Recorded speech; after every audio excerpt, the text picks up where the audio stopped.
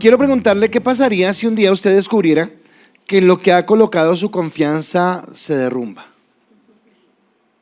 ¿O ya nos ha pasado? Colocamos nuestra confianza en alguien, en algo, en un ahorro, en una persona, y esto se nos derrumbó, ¿verdad? Y hay una canción de salsa que decía: todo se derrumbó dentro de mí, de aliento fue tu amor. Y bueno, eso es carne, ya dejemos la carne ya al fondo. Pero ¿qué pasaría si se derrumbara? Y muchos han vivido esa experiencia y muchos han vivido esa situación, por ejemplo, en relaciones sentimentales.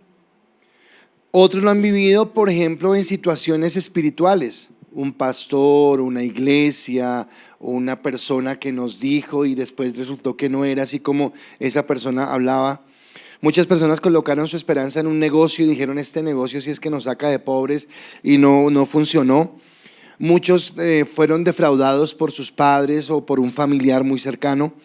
Muchos colocaron toda su esperanza en un ahorro, en el ahorrito de toda la vida, y el día menos pensado lo pensó a quien no debía y se esfumó esa plata y se acabó la esperanza, se acabó lo que tenía. O depositamos la confianza en alguien, o en algo que pensábamos que nos podía sostener y nos defraudar. Y el sentimiento es fuerte, ¿verdad? Porque el sentimiento es de vacío. Un vacío profundo en el corazón, como que, bueno, ¿y qué pasó? ¿Qué sucedió? No sé, espero que no, pero yo creo que a la mayoría nos ha pasado. ¿A cuánto nos han robado? Y después de que nos roban, queda eso, como que, uy, pero ¿qué pasó? Pero un vacío, ¿qué sucedió? ¿A qué horas? ¿De qué manera? ¿Cómo fue esto? Y es algo que quiero tomar como apertura para el mensaje que les voy a dar hoy. Ahora, algo que estaba sucediendo en los hebreos, recuerden que estoy empezando una serie que habla sobre hebreos, era esto, y era que los judíos estaban sintiendo que algo se había derrumbado en ellos. Entonces, ¿a qué me refiero? Esta nueva serie que estamos iniciando, que iniciamos el miércoles pasado, y espero que todos hayan visto, tiene como título Un sueño posible. O sea, vamos a hablar a lo largo de este tiempo de un sueño posible. Y estamos basando esta enseñanza en el libro de los Hebreos, en la carta que se escribió a los Hebreos. Ahora, ¿quiénes eran los Hebreos? Los Hebreos eran los judíos que se acababan de convertir al Señor. Ahora usted dice: uy, qué bonito, qué chévere que se convirtieron al Señor. Pero quiero decirle que ser hebreo, ser judío de cepa y convertirse al cristianismo no era algo sencillo, porque podría significar esto: pensar que toda la fe que ellos tenían en algo que era la ley se estaba derrumbando. Y había una lucha interna entre ellos. ¿A qué me refiero? Si usted va a los libros del Pentateuco y usted sabe cómo era la tradición y cómo era la cultura y cómo era la religión de ellos, usted sabrá que Dios le dio a través de Moisés al pueblo 3 tipos de leyes: una ley civil, una ley ceremonial y una ley moral.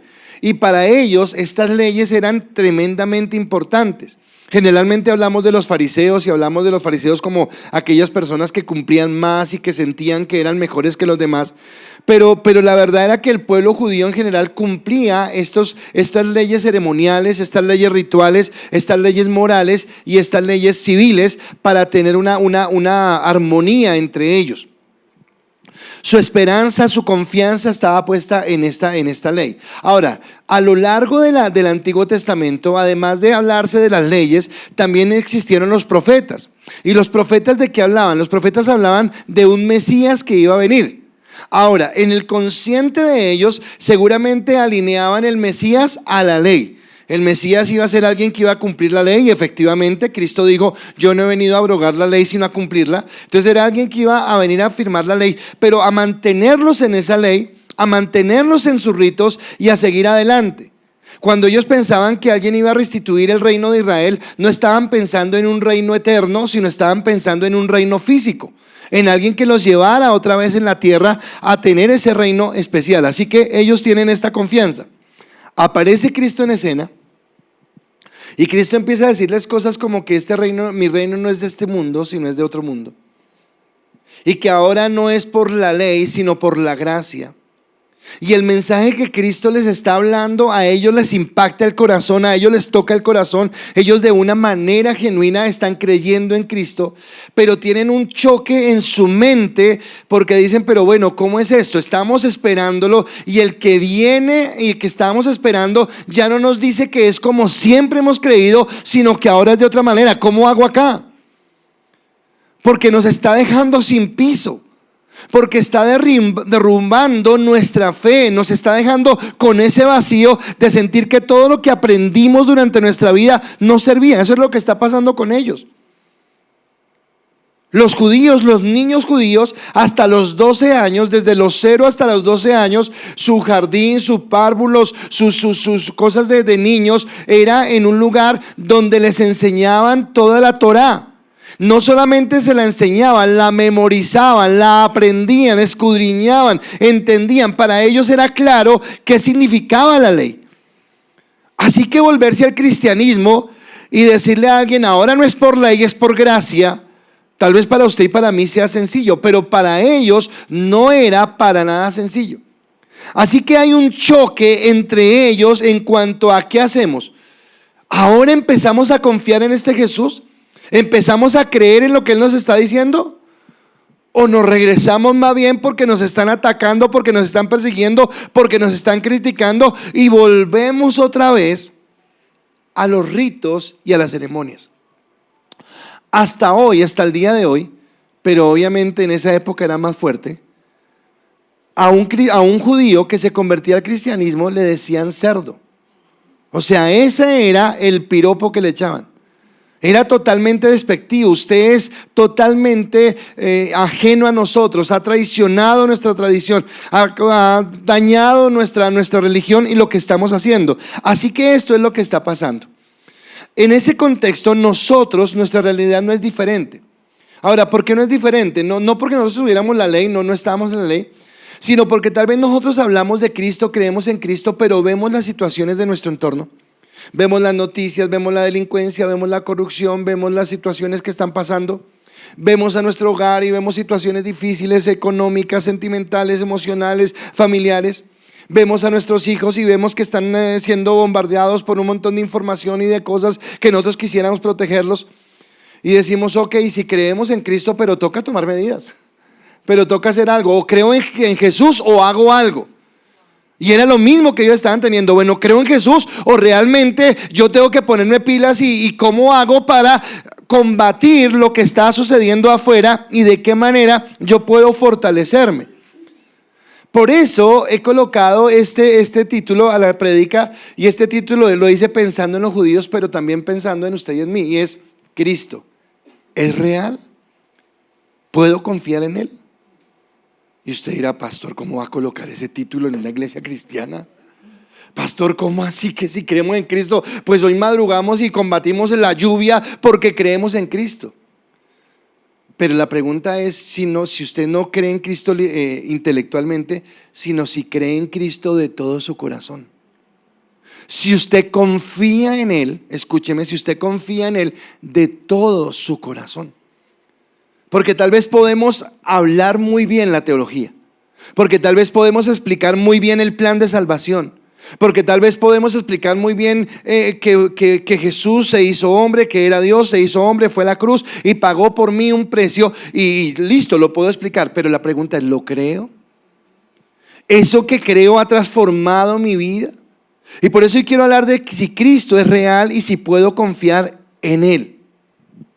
El miércoles pasado que inicié la serie, y si alguno de ustedes escuchó la prédica, hablábamos de Cristo como un fuera de serie.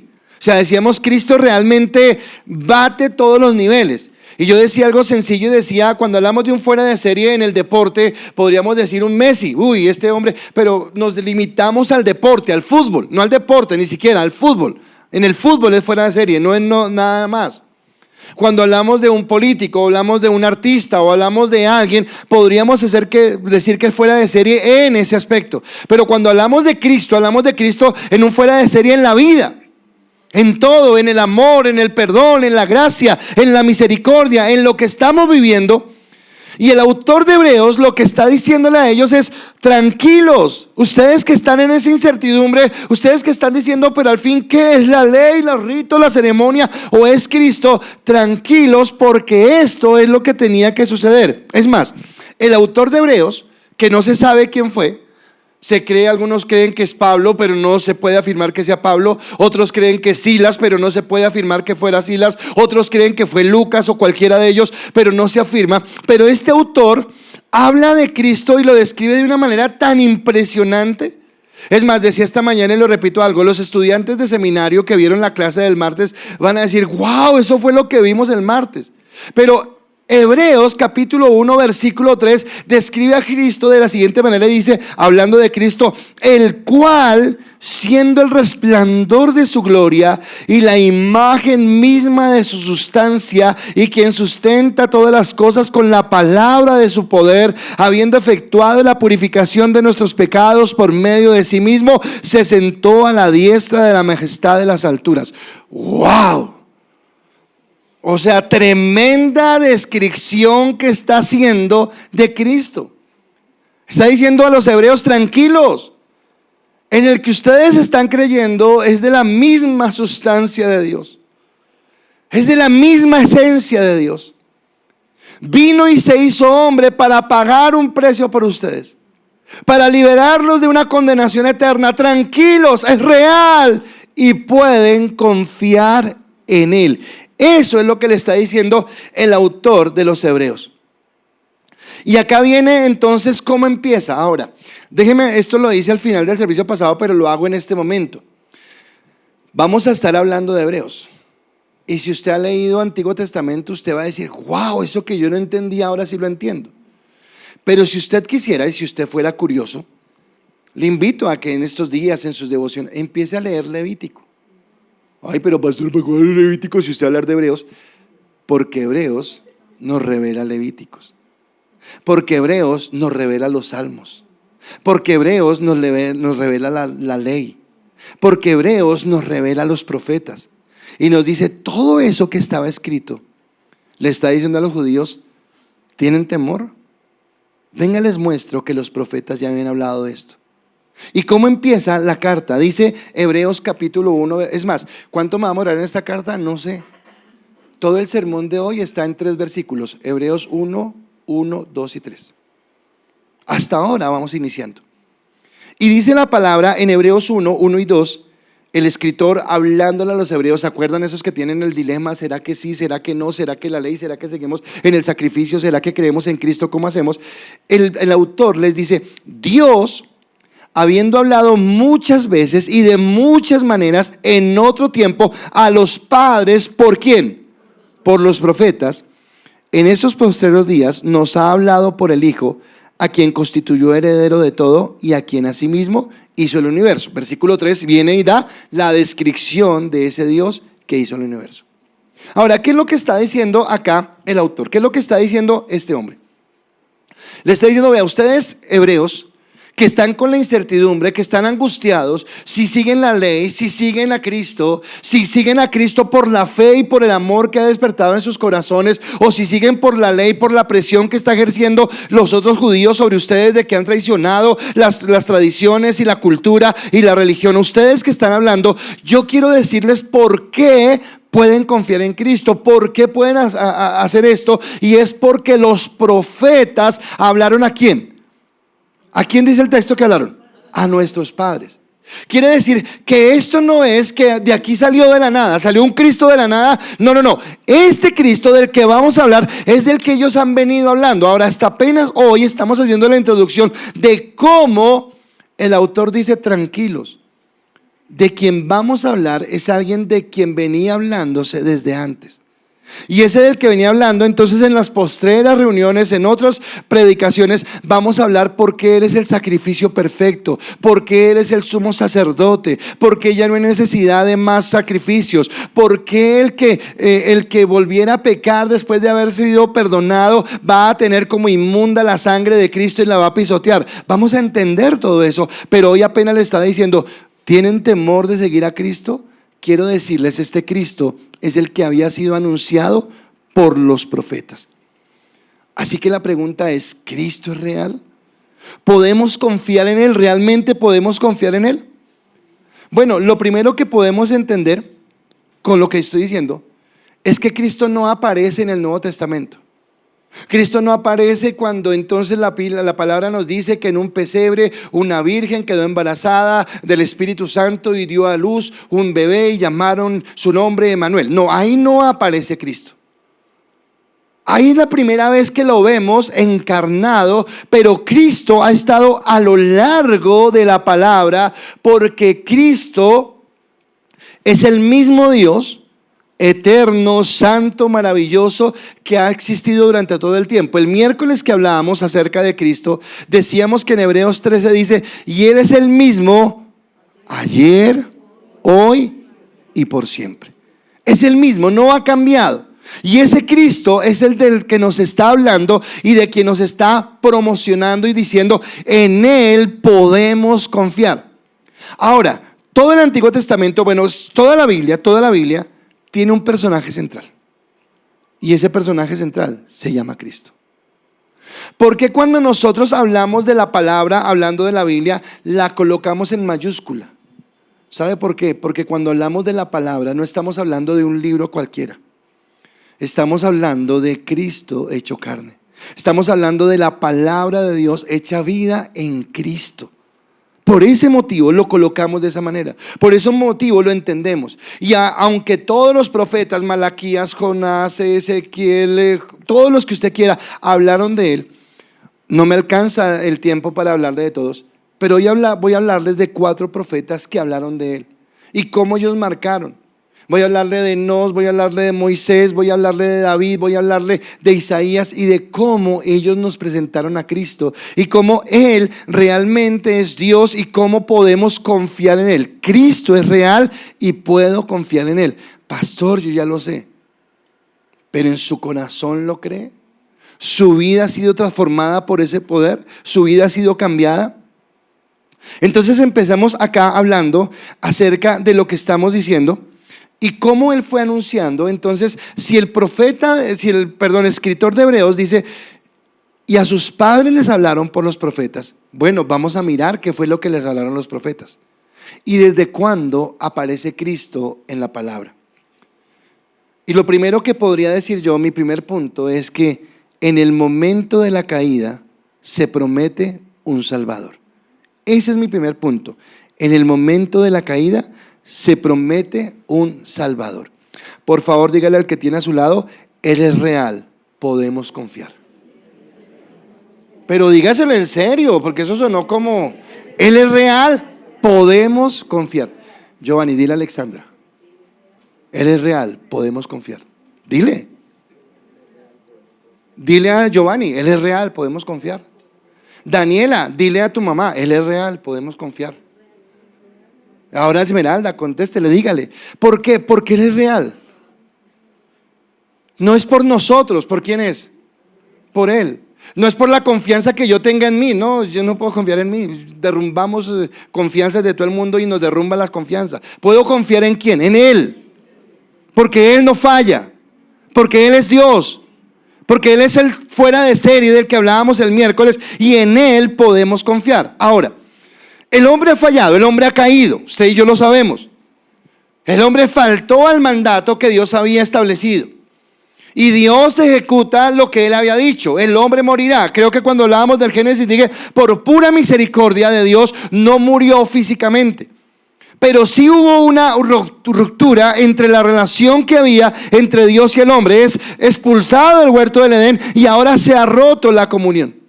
Estaba en mi devocional personal en estos días y estaba leyendo Génesis 4 y yo leyendo Génesis 4 decía, pero Dios es misericordioso porque el hombre acaba de fallar, lo acaba de expulsar, lo deja ya, pero Él no lo abandona, Él sigue pendiente. Le pregunta a Caín, oiga, ¿y qué pasó con Abel?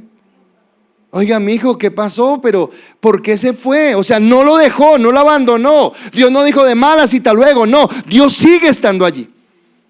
Y en el mismo momento cuando sucede esto, dice que viene una palabra contra el hombre, viene una palabra contra la mujer, pero Dios le habla a la serpiente ¿Y qué le dice la serpiente? Le dice en Génesis 3:15: y pondré enemistad entre ti y la mujer, entre tu simiente y la simiente suya. Esta te herirá en la cabeza y tú la herirás en el carcañal. ¿Sabe qué está haciendo? Por primera vez está apareciendo un plan de salvación. Está apareciendo un redentor y está diciendo: de la simiente de la mujer va a venir un hombre. Y ese hombre, Satanás, te va a herir en la cabeza, aunque tú lo vas a herir en el carcañal. Y está anunciando esta palabra. Ahora, Adán y Eva no escribieron ningún libro. Ellos no escribieron ningún libro de la Biblia. Pero ¿sabe qué existía allí? Existía algo que se llamaba la tradición oral. Y entonces los padres les contaban a los hijos, empezando por Adán y Eva: querido Seth, porque a Abel no le podían contar nada, ya estaba con el Señor. Y a Caín lo habían sacado. Por misericordia de Dios viene la descendencia de Cristo, que es Seth. Y le dicen: Seth, estuvimos un día en el huerto y vivíamos, decía, que ya le escuché una expresión a Víctor: éramos felices y no lo sabíamos. Entonces Adán y Eva seguramente le dijeron a Seth: éramos felices y no lo sabíamos. Vivíamos en el huerto, comunión con Dios, caminábamos con Él, estábamos en bendición. Pero fallamos, pecamos, le cuenta toda la historia. Pero Adán y Eva se cercioran de decirle a Seth, y Seth a todas sus generaciones: pero un día Dios le dijo a la serpiente: y pondré enemistad entre ti y la mujer, entre su simiente y la simiente suya. Esta te herirá en la cabeza y tú la herirás en el carcañal. Tradición oral, todos los padres, todas las generaciones, Abraham, todos los que vienen, hasta llegar a Moisés. Y Moisés, ese caudillo, ese patriarca, inspirado por el Espíritu Santo, escribe la Torá, escribe los 5 primeros libros de la Biblia. Y escribiendo el Génesis, Moisés, por la inspiración del Espíritu Santo y por la revelación o por la información de la tradición oral, se cerciora de escribir lo que dice en Génesis 3:15: oiga, y pondré enemistad entre ti y la mujer, entre tu simiente y la simiente suya, haciendo alegoría o haciendo referencia, no alegoría, perdón, referencia a lo que Cristo iba a hacer. Moisés escribe 1400 años antes de Cristo. Pero ya está hablando de Cristo. Ya le están diciendo: no teman, hay alguien que va a venir, que es real y en quien podremos confiar. Y ese que es real y podremos confiar se llama Cristo. Y él lo escribe. Ahora, lo que está pasando allí es como un relato entre una guerra que inicia, una guerra entre Satanás y Dios, una guerra entre las tinieblas y la luz, una guerra entre lo espiritual y lo carnal. Y en esta guerra Dios dice: va a aparecer, pero no dice: y ojalá hagámosles barras para que gane, ojalá que gane, ojalá no pierda. No. Desde el principio sabe que él, aunque la serpiente lo va a herir en el carcañal, la simiente de la mujer lo va a herir en la cabeza. O sea que desde el principio está diciendo: está destruido. Usted y yo podemos confiar porque él ha sido destruido.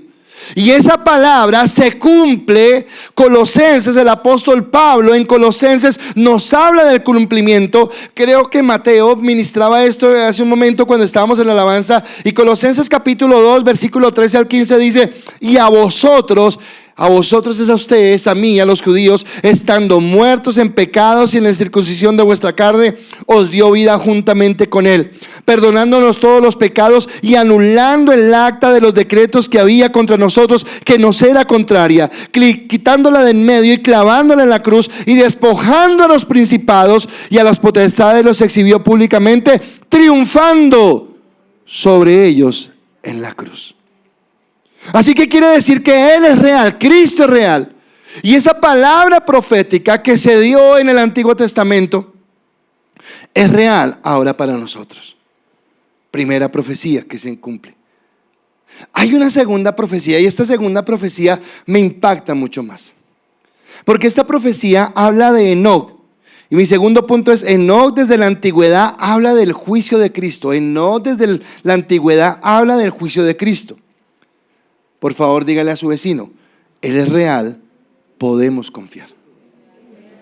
Él es real, podemos confiar. Ahora, ¿a qué me refiero? Usted y yo hemos hablado de Enoc, ¿cierto? Hemos escuchado de Enoc. Entonces Enoc habla que es el séptimo ¿desde quién? Desde Adán. Ahora, algo curioso que habla de Enoc es que Enoc no conoció muerte, que no fue llevado por Dios. Me imagino que fue un hombre que caminó intachable, que caminó en tanta santidad, que Dios no le permitió conocer muerte, sino que lo llevó a su presencia. Este Enoc parece que escribió un libro.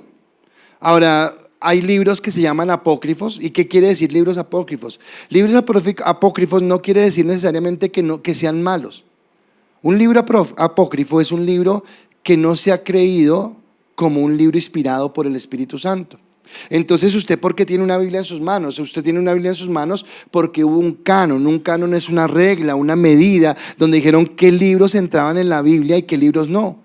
Por eso se cerró el canon. Por eso ya nadie más escribe en la Biblia, porque ya la palabra revelada fue terminada y por eso se determinaba. Mas sin embargo no quiere decir que otros hombres hayan escrito libros, y resulta que este Enoc escribió un libro, y de este libro escribió Judas. ¿Usted ha leído Judas? De pronto no lo ha leído porque es un libro muy largo, pero espero que lo lea. Pero Judas, cuando escribe, dice lo siguiente en el versículo 14 y 15. Judas dice: de estos también profetizó Enoc, séptimo desde Adán, diciendo: he aquí vino el Señor con sus santas decenas de millares para hacer juicio contra todos y dejar convictos a todos los impíos de todas sus obras impías que han hecho impíamente. Parece un trabalenguas, ¿verdad? Y todas las cosas duras que los pecadores impíos han hablado contra él. Ahora, este hombre, séptimo desde la genealogía de Adán. Ahora, si usted ha leído esa genealogía, uno decía: esto es una mano de abuelitos, ¿verdad? Y tal vivió 900 años, y el otro vivió 800, y el otro vivió abuelitos y abuelitos, a que gracias a Dios este no murió, caminó con Dios. Pero habla de que este hombre dijo algo que es profético y Judas lo está tomando. Ahora, fue séptimo, digamos que cada uno haya vivido 1000 años. Pero no fueron a los 1000 años que tuvieron el hijo, así que colóquele 300, 400 años, 3 por 7, 21, 210 años de la creación del mundo. Y él escribió algo que aún no ha pasado. Esta profecía no se ha cumplido, porque esta profecía habla del juicio de Cristo, y el juicio de Cristo va a ser en la segunda venida, cuando alguien venga. Ahora, los teólogos, algunos piensan que cuando habla de las docenas de ángeles con los que vienen, pueden ser literalmente ángeles, pero otros piensan que puede ser la iglesia victoriosa la que viene. ¿Y a qué va a venir en ese momento? Dice que va a venir por segunda vez a traer juicio. Así que este Enoc, que fue el séptimo desde Adán, está profetizando sobre algo que todo el tiempo que hemos pasado y aún no ha sucedido, pero que creemos por fe que va a suceder, porque era la profecía que venía. Así que él está hablando de Cristo. O sea que lo que le está diciendo el autor a los hebreos es: tranquilos, ¿se acuerdan que sus padres les hablaron? ¿Y qué está diciendo? Vea, Moisés nos dijo lo que pasó en el jardín del Edén, no en el jardín, después del jardín de Edén. Nos está hablando de no lo que va a pasar, y está hablando de esto. Pero viene un tercer profeta, un segundo profeta, estoy hablando apenas de no, y es Moisés. Entonces Moisés, mi tercer punto es: Moisés liberó a Israel, Cristo liberó a la humanidad. Moisés liberó a Israel, Cristo liberó a la humanidad. Por favor, dile a tu compañero: Él es real, puedes confiar. Ahora, no lo digo para que se despierte, porque usted está despierto, lo digo es para que lo reafirme. Él es real, puedes confiar. Así que este hombre llamado Moisés no escribió solamente el Génesis, él escribió todo el Pentateuco: Génesis, Éxodo, Levítico, Número y Deuteronomio. Y escribiendo el último libro, su último libro, que es el Deuteronomio, el último libro del Pentateuco, él escribió lo siguiente: Deuteronomio capítulo 18, versículo 15, él dijo: profeta en medio de ti, de tus hermanos como yo, te levantará Jehová tu Dios, a él oirás. Él está hablando de que se iba a levantar otro profeta. ¿Como quién? ¿Como quién? como Moisés. Otro profeta como yo te levantará. Ahora está anunciando ¿a quién? A Cristo. ¿Cuándo escribió Moisés? 1400 años antes de Cristo. Y está hablando 1400 años, otro profeta os levantará Dios como yo. Ahora uno podría decir, pues petulante este Moisés, ¿verdad? Pues como yo, no, pues mucha cosa. ¿Quién es Moisés? Bueno, miremos quién es Moisés. Porque resulta que Moisés es ese hombre que tiene un proceso tenaz, 40 años de reinado, 40 años de desierto, 40 años de ministerio, comiendo tierra todo el tiempo. Ese es Moisés. Y Moisés es tenido como el gran líder del pueblo de Israel. Usted sabe, él estaba allí, mató a un egipcio, tuvo que salir, después el Señor se le aparece en una zarza ardiendo y viene y sabe que yo admiro, y déjeme hacer un paralelo para que usted entienda. Muchas veces nosotros contamos la historia de la Biblia o contamos la historia de la humanidad y no entendemos o no alcanzamos a dimensionar lo que significa. Déjeme hablarle por un momento de Martín Lutero. Martín Lutero se paró frente a todo el papado, a toda la cúpula de la Iglesia Católica para decirles: señores, quiero decirles algo, ustedes están mal. Ahora esto parece pues tan sencillo. No, en ese momento la Iglesia Católica, si hoy la Iglesia Católica tiene poder, en ese momento la Iglesia Católica ponía y quitaba reyes. En ese momento la Iglesia Católica gobernaba todas las provincias. Y se para un monjecito por ahí de la nada a decirles: perdón, es que creo que están equivocados. Ahora se necesita primero ser muy valiente y segundo tener la unción del Espíritu Santo para hacer eso. Ahora, ¿por qué les coloco a Martín Lutero? Porque váyase ahora más atrás y piensa en Moisés. Moisés es un hombre que viene de estar 40 años en el desierto. Su piel tal vez curtida por el sol, por el agua, por las inclemencias del tiempo. Un hombre que según la palabra hablaba a media lengua porque no hablaba bien. Un hombre que tal vez su traje no era un traje real, eran harapos lo que él tenía, era un pastor de ovejas. Y viene y se para frente al faraón, el imperio más importante sobre el mundo conocido en ese tiempo. Y le dice: señor faraón, es que Dios me mandó para que deje ir a mi pueblo a adorar a Dios. O sea, no era sencillo. Y este hombre se convierte en el caudillo, se convierte en aquel que va.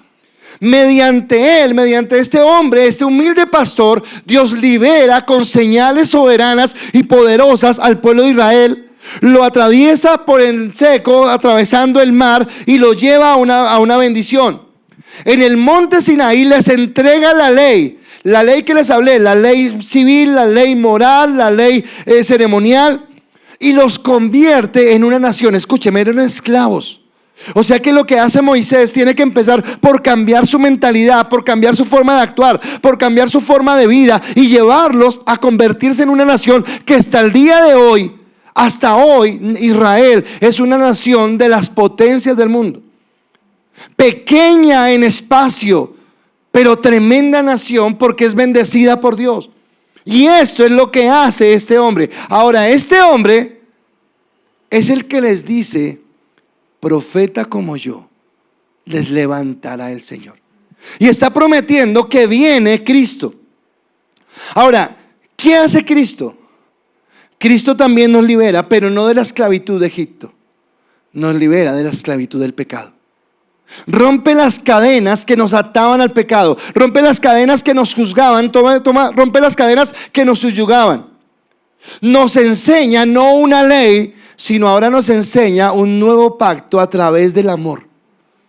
Porque es el nuevo pacto, lo que dice él: un nuevo pacto les voy a entregar. Y nos convierte en la iglesia gloriosa de Jesucristo. Así que la palabra que le promete a Moisés se hace realidad ahora en nosotros, porque es lo que Dios está determinando. Así que ya no solamente es lo que habló a la serpiente, Dios a la serpiente. No solamente es lo que dijo Enoc, ahora es lo que dijo Moisés. Pero viene un tercer profeta, y es David. Y mi cuarto punto es: David en los Salmos presenta la gloria de Cristo. Ahora, otra vez, igual que Moisés, ¿quién era David? un pastor de ovejas, el dulce cantor de Israel. El día que Samuel llega a la casa de Isaí, el padre de David, invitan a todos a la mesa, menos a este muchachito, porque no creen que sea importante. Pero Samuel dice: no nos sentaremos a la mesa hasta que él nos venga y se siente con nosotros. Y cuando llega, recibe la primera unción como rey de 3 unciones que recibió para ser el rey de Israel. Así que yo quiero decirle, hablando de lo que va a hablar en este momento, para que se despierte, dígale al que tiene al lado: Él es real y puedes confiar. Él es real y puedes confiar. Ahora, ¿David quién es? El dulce cantor de Israel. David es un tremendo estratega militar. David es el gran rey. Pero lo que pocas veces hablamos es que David es un profeta también. Y David también profetiza acerca de lo que Dios quiere. Ahora, David vivió 400 años después de Moisés. Entonces, ¿cuánto le falta para Cristo? 1400, 1400. Uy, tan pilo el pastor. 400 años después de David, de Moisés, 1000 años antes de Cristo. Y a David lo conocemos, la literatura más conocida de David, ¿cuál es? Sus salmos. Y todos los salmos están cargados de palabra profética, pero en ellos, en esos salmos, inspirados por el Espíritu Santo, hay unos salmos que se llaman salmos mesiánicos. Y acá es donde le digo, ojalá tenga libreta para anotar, porque no voy a tener tiempo para decirle todo. Pero por ejemplo, el Salmo 2 habla o presenta a Cristo como el Hijo de Dios. Si usted se va al Salmo 2, usted va a encontrar a Cristo como el Hijo de Dios. Si usted se va al Salmo 22, encontrará la crucifixión de Cristo relatada en el Salmo 22. Y en el Salmo 45, versículos 6 al 7, David mismo dice: Cristo, del que estaba hablando en los Salmos, es el mismo Dios. Y en el versículo 6 y 7 del Salmo 45 dice: tu trono, oh Dios, es eterno y para siempre. Cetro de justicia es el cetro de tu reino. Has amado la justicia y aborrecido la maldad. Por tanto te ungió Dios, el Dios tuyo, con óleo de alegría, más que a tus compañeros. Está hablando de quién? Está hablando de Cristo. Está diciendo de su deidad y está diciendo: Él, porque has amado la justicia, te ha levantado. Por tiempo no puedo detenerme a hablarles acerca del Salmo 22. Pero si usted es curioso y tiene notas, les preparé un cuadrito, solamente para que miren. Y su obra redentora fue profetizada en el Salmo 22. Y en el Salmo 22, por ejemplo, si usted mira el versículo 1 del Salmo 22, encontrará una exclamación de Jesús que tiene su cumplimiento en Mateo capítulo 27, versículo 46. Si usted va al versículo 7 y 8 del Salmo 22, encontrará cómo ahí están registrados los insultos y las palabras burlescas que iban a tener contra el Mesías, que se encuentran registradas en Mateo 27 del versículo 39 al 44. Si usted va al versículo 14 al 17 del Salmo 22, encontrará cómo expresa el sufrimiento de Cristo en la crucifixión, el cual se encuentra registrada en Juan capítulo 19, versículo 18 al 30. Si usted va al versículo 18 del Salmo 22, encontrará cómo se profetizó que sus ropas iban a ser sorteadas a la suerte, y que lo encuentra registrado en Mateo capítulo 27, versículo 35. Si usted va al capítulo 22 al 25 de Salmo 22, encontrará la aparición después de la resurrección de Cristo, que está registrada en Mateo capítulo 28 y en 1 Corintios 15 del 3 al 7. Y si usted va al Salmo 22 y busca el versículo 27 al 31, encontrará el reino futuro de Cristo, el cual se encuentra registrado en Apocalipsis capítulo 5. ¿Cuántos años antes de Cristo? 1000 años antes de Cristo. Y ya se estaba anunciando que vendría un Mesías. Ahora los hebreos están angustiados. La ley, oh Cristo, ¿qué hacemos? ¿Y qué le está diciendo el autor? Tranquilos. Los profetas le hablaron a sus padres y les dijeron que podían confiar. Ahora, ya hablamos de cómo Dios le habló a la serpiente. Ya hablamos de lo que dijo Enoc, ya hablamos de lo que dijo Moisés, ya hablamos de lo que dijo David.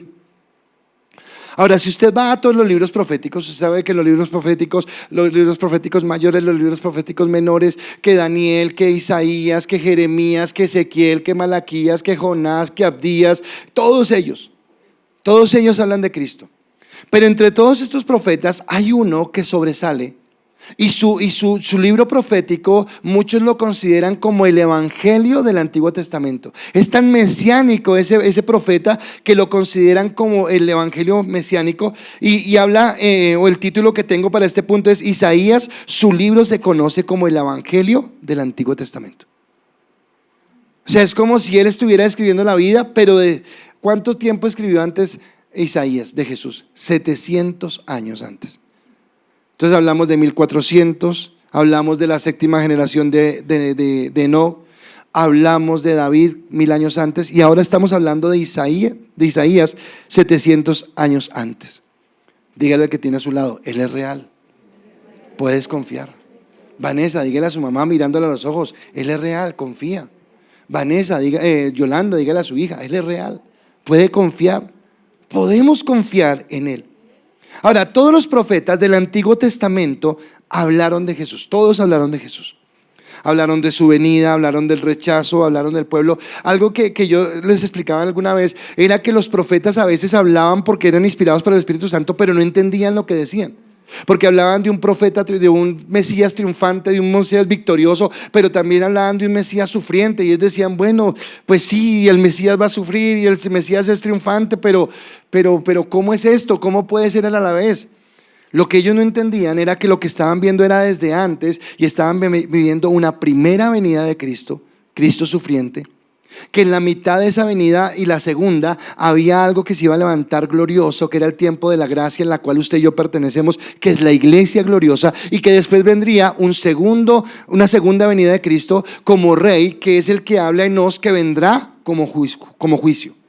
Cristo hoy es tu abogado. Cristo hoy intercede por nosotros, pero un día Cristo será juez, y ay del que no haya aceptado su nombre, porque por segunda vez vendrá como juez. Ahora, en este contexto, este profeta que escribe 700 años, todo el libro profético de Isaías habla acerca de Jesús, pero déjeme solamente hacer referencia a 3 aspectos. Primero, Isaías habló de su nacimiento de una virgen. Isaías capítulo 7 versículo 14, 700 años antes dice: por tanto el Señor mismo os dará señal. He aquí que la virgen concebirá y dará a luz un hijo y llamará su nombre Emmanuel. ¿Ha leído usted Mateo? Donde dice que concibió de una virgen, que nació y que le colocaron por nombre Emmanuel, que significa Dios con nosotros. 700 años antes, el profeta Isaías. Isaías también profetizó sobre su encarnación, siendo Dios y haciéndose hombre. Isaías capítulo 9 versículos 6 al 7 dice: porque un niño nos es nacido, hijo nos es dado, y el principado sobre su hombro, y se llamará su nombre admirable, consejero, Dios fuerte, Padre eterno, príncipe de paz. Lo dilatado de su imperio y la paz no tendrá límite. Sobre el trono de David, sobre su reino, disponiéndolo y confirmándolo en juicio y en justicia desde ahora y para siempre. El celo de Jehová de los ejércitos hará esto. 700 años antes. Y él también habló de su obra redentora. Seguramente muchos de nosotros hemos leído Isaías 53.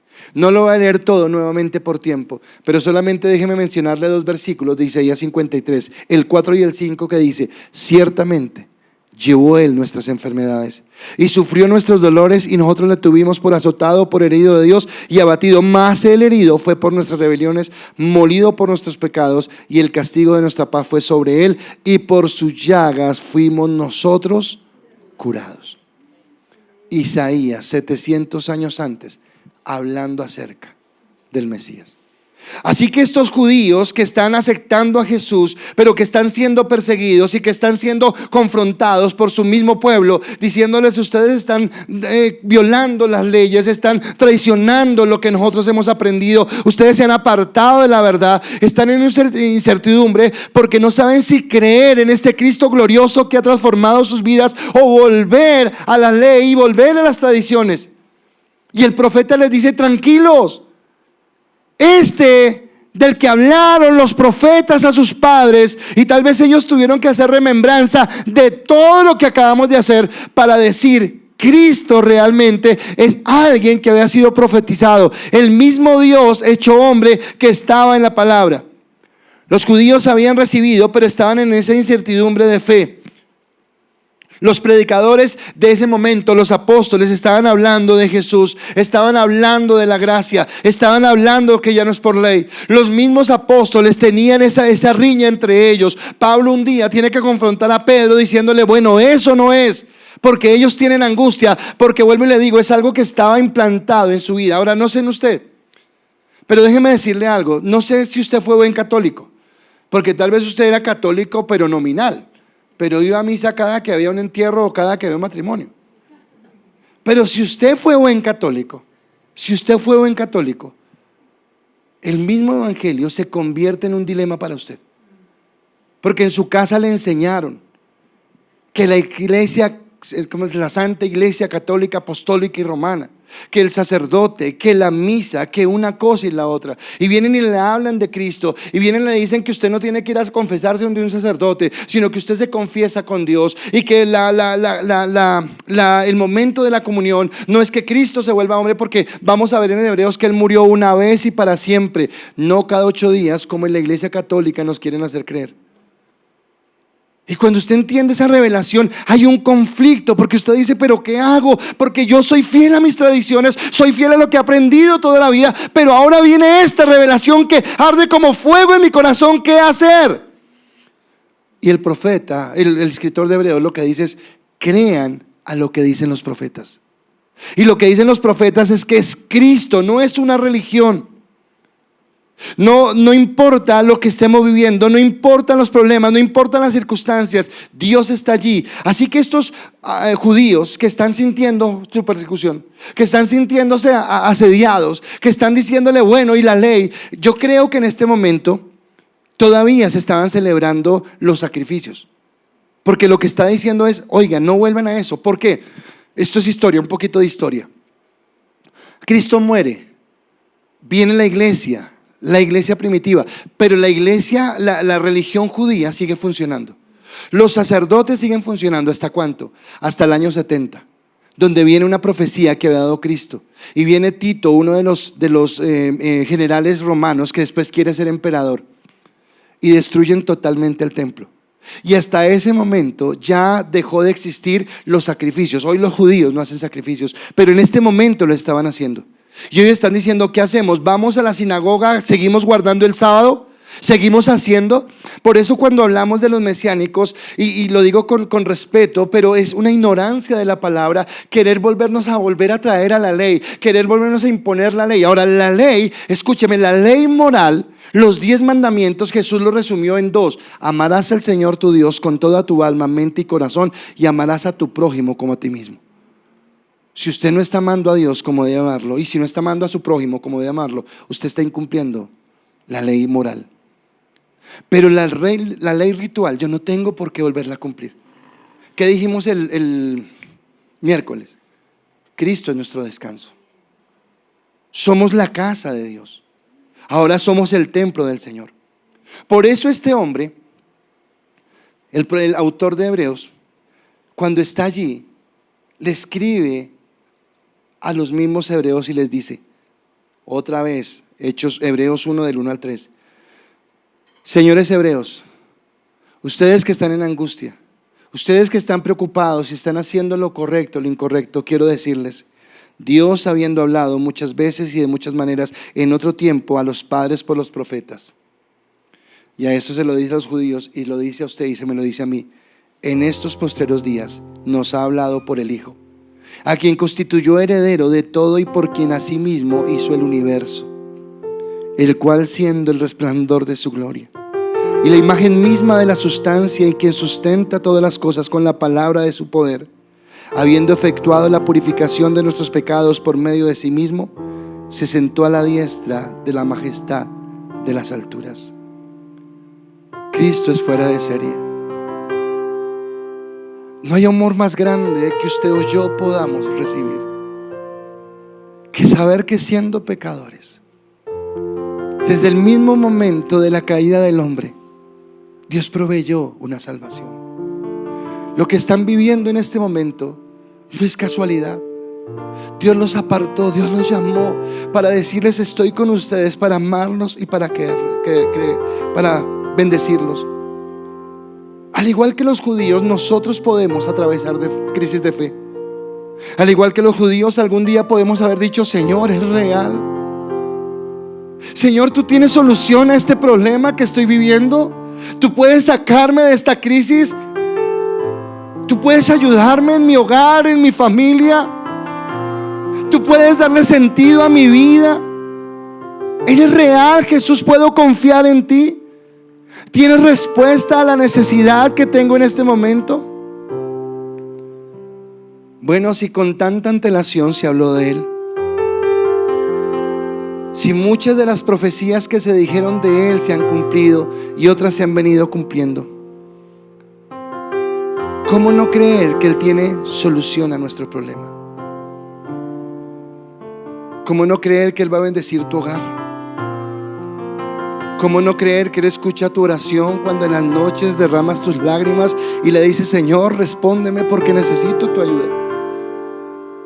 ¿Cómo no creer que en los momentos de angustia Él está conmigo para socorrerme, o he visto la gloria de Dios? Porque ese Dios eterno, ese Dios grande y maravilloso, que tiene control de todo cuanto existe en todo el universo, es un Dios tan personal que sabe lo que estás viviendo en este momento, y que tiene el control para bendecirte y para levantarte.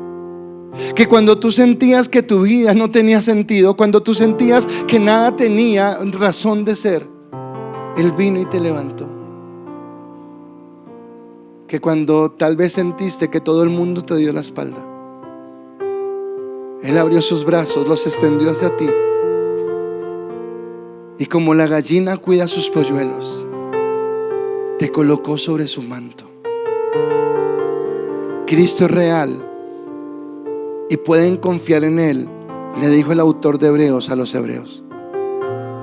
Pero hoy ese mismo autor te dice a ti y me dice a mí: Él es real. Puedes confiar, puedes creer. Cierra tus ojos y coloca en este momento esa situación. Coloca en este momento esa adversidad. Coloca ese problema. Coloca esa sequedad. Y dile: Jesús, yo sé que tú eres real. Y sé que puedo confiar en ti. Hoy rindo mi mente. Hoy rindo mi corazón. Hoy rindo mis emociones a confiar en ti.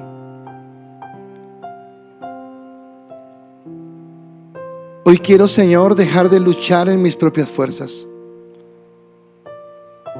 Hoy quiero dejar de buscar soluciones de la manera como yo crea que es, o de la manera como yo piense que puedo obtener la solución o la salvación.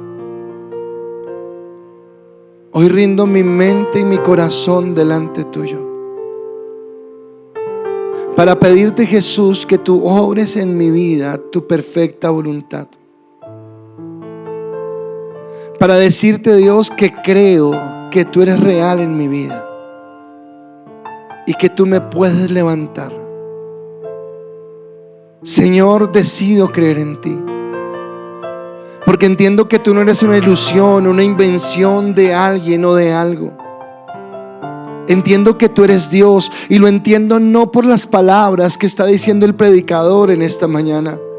Lo entiendo porque tú has sido real en mi corazón, porque tu amor me ha alcanzado, porque tu misericordia ha estado conmigo, porque en más de una ocasión he visto tu actuar a favor mío, Señor. Hoy estoy cansado. Si estás cansado, dile: Señor, hoy estoy cansado. Hoy siento que no tengo más aliento, más fuerza para seguir adelante. Pero qué bien se siente, Jesús, Cuando puedo levantar mi rostro y mirar a la cruz y saber que si fuiste capaz de entregar tu vida allí por mí, tú eres capaz de hacer por mí cualquier cosa por guardarme y cuidarme. Ayúdame a confiar, Señor. Ayúdame a depositar mi vida en ti, Señor. Ayúdame a derrotar mis propios demonios, las cosas que no me permiten avanzar, mis temores, mis miedos, mi orgullo, mi vanidad,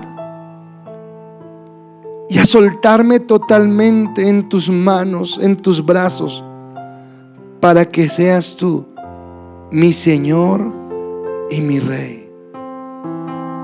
Quiero entrar en comunión contigo. Quiero entregar todo mi cansancio y mi fatiga en tu cruz.